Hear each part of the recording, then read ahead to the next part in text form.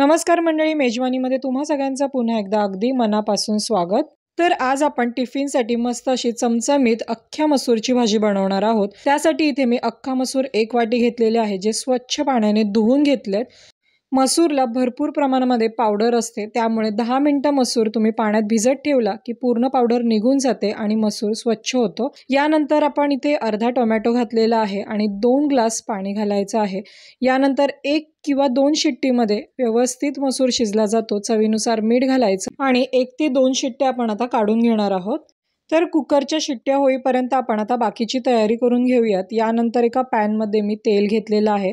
2 ते 3 तेजपत्ता घ्यायचे आहेत, 2 लवंग आणि 3 ते 4 काळी मिरी घेतलेली आहेत। यानंतर अर्धा चमचा मोहरी घालायची, अर्धा चमचा जिरे घालायचे आणि छान अशी फोडणी तडतडून द्यायची। मोहरी व्यवस्थित तडतडल्यानंतर यामध्ये मी थोडंसं हिंग घालते। हिंगामुळे छान अशी टेस्ट येते। त्यानंतर आपण इथे 6 ते 7 लसणाच्या पाकळ्या बारीक चिरून घेतलेल्या आहेत। तेल थोडंसं मी कमी घातलं होतं म्हणून थोडंसं तेल मी ॲड केलेलं आहे। यानंतर आपण एक बारीक चिरलेला कांदा घालणार आहोत। कांदा लाल होईपर्यंत परतून घ्यायचा आहे। जेव्हा आपण अख्खा मसूर शिजायला घालतो त्यावेळी सुद्धा तुम्ही एक कांदा उभा चिरून घातलात तरी सुद्धा मसूर छान लागतो।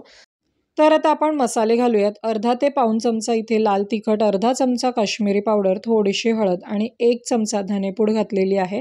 हे सर्व मसाले तेलामध्ये फक्त परतून घ्यायचे आहेत। त्यानंतर आपण जे शिजवून घेतलेली अख्खा मसूर आहे तो यामध्ये घालायचा आहे। 1 ते 2 शिट्ट्यांमध्ये तुम्ही बघू शकतात मसूर व्यवस्थित छान शिजला जातो।